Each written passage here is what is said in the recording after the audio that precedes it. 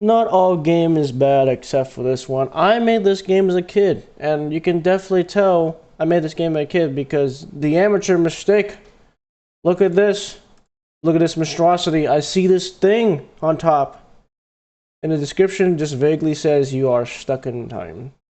Made in 2019, and it was actually updated pretty long while. I'll show you why, but let me show you what this game is all about. I'm basically doing an infinite money glitch. I'm like Alporios, where the snake is eating itself.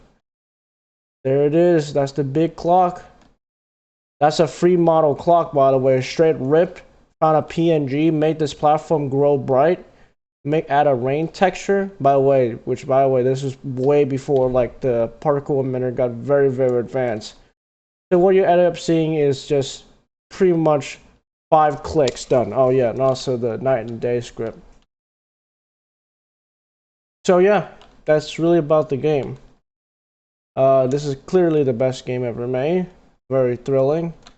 You know, not to toot my horn a little here, but I believe that this is perhaps the best Roblox game that is ever made.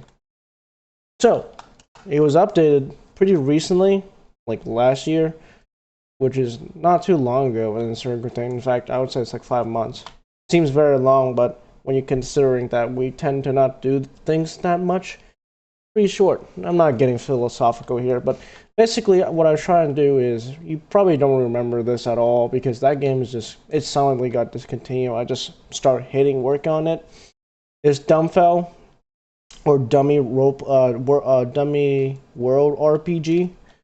not RP, roleplay. And this was one of the places where if you touch the specific object or location, you will be teleported to this world. And the original concept is you supposed to you find an obby here and you climb up all the way to the tippity top. There where you teleport again and fight a boss fight. By the way, you have to fight a boss fight, and once you defeat him, you get a badge. Then that badge, you can have to go back and unlock the door that is corresponding with that badge. Pretty simple, right? Well, I decided to modify this clock tower, basically turning it into my own. And then I stopped because I wasn't really interested in the game no more.